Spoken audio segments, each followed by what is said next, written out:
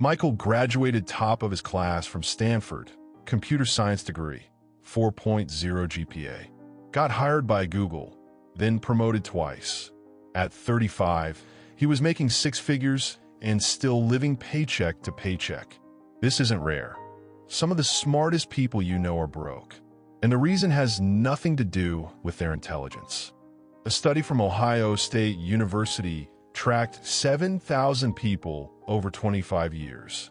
They measured IQ, education level, and lifetime earnings. Here's what they found. After a certain threshold, intelligence stopped predicting wealth. People with IQs of 120 made roughly the same as people with IQs of 140. In some cases, the smarter people made less. James is a chartered accountant, brilliant with numbers, can audit a company's financials in his sleep, lives in a rental, drives a 15-year-old Honda, has $12,000 in savings at age 42. His high school friend who barely graduated and started a landscaping business owns 3 properties, makes $400,000 a year. So what's going on? If intelligence doesn't predict wealth, what does? The answer is uncomfortable, because it means most of what we believe about success is wrong. Smart people have a specific problem. They see too many variables. When an average person thinks about starting a business, they think, do I have an idea? Do I have some time? Okay, let's try it. When a smart person thinks about starting a business, they think, what's the total addressable market? What's my competitive advantage? What are the regulatory barriers? What's my customer acquisition cost? How do I model retention? What if the economy shifts? And they never start. Psychologists call this analysis paralysis. The smarter you are, the more potential problems you can foresee. The more problems you foresee, the more reasons you have not to act. Meanwhile, someone less intelligent doesn't see all those problems. They just see people need their lawns mowed. I can mow lawns.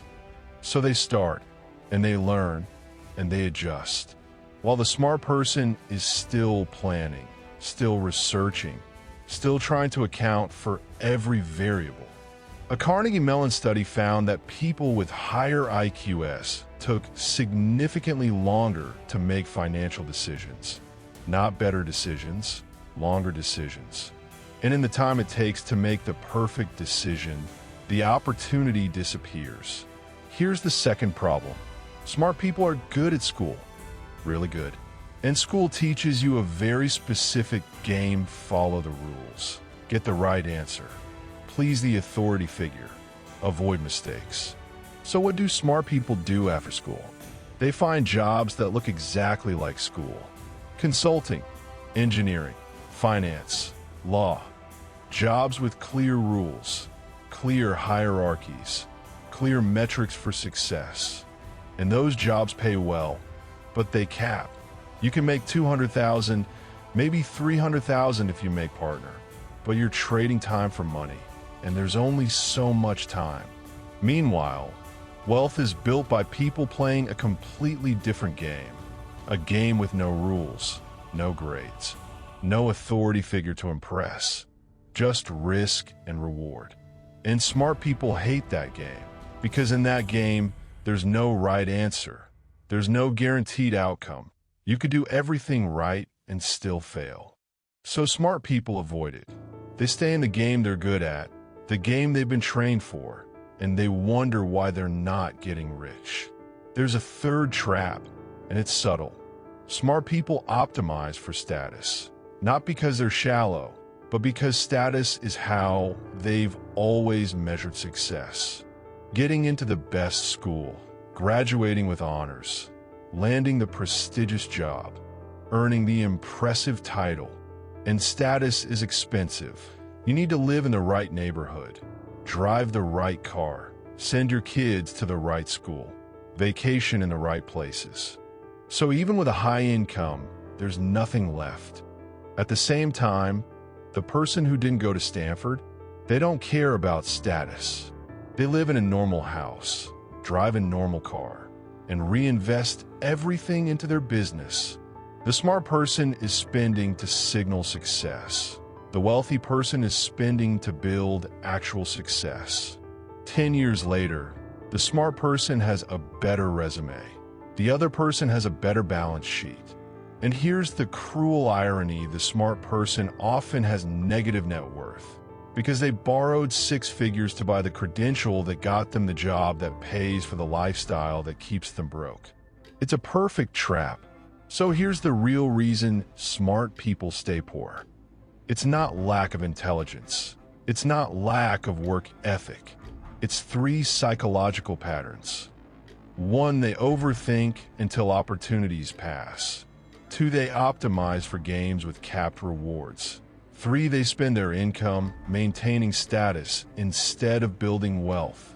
And all 3 patterns come from the same source: intelligence made them successful in the school system, so they keep playing by school system rules. But wealth isn't built in systems with clear rules. It's built in environments of uncertainty, where you have to act before you have perfect information, where you have to risk looking stupid, where there's no teacher to tell you if you're doing it right. And smart people hate that, because for their entire lives, being smart meant having the right answer. But building wealth means being comfortable with not knowing, making decisions with incomplete data, trying things that might not work. The smart person sees all the ways it could fail. The wealthy person sees one way it could work, and that's the difference. This doesn't mean intelligence is useless. It means intelligence is necessary, but not sufficient. You need intelligence to see opportunities, but you need action to capture them. Michael, the Stanford grad from the beginning, eventually figured this out. He started a small software consulting business on the side. Didn't overthink it, didn't optimize for prestige, just solved problems for clients who would pay. Within 3 years, it was making more than his Google salary. Within 5, he quit. Not because he wasn't smart, but because he finally started using his intelligence for building instead of planning. The real reason smart people stay poor isn't that they're not smart enough. It's that they're too smart to take the risks that build wealth. Until they realize that calculated risk isn't the opposite of intelligence, it's the application of it. If this challenged how you think about intelligence and money, you'll want to see what's next. Next video, the psychological trick that made Nike worth billions and why it works on you every single day. Subscribe, and I will see you in the next story.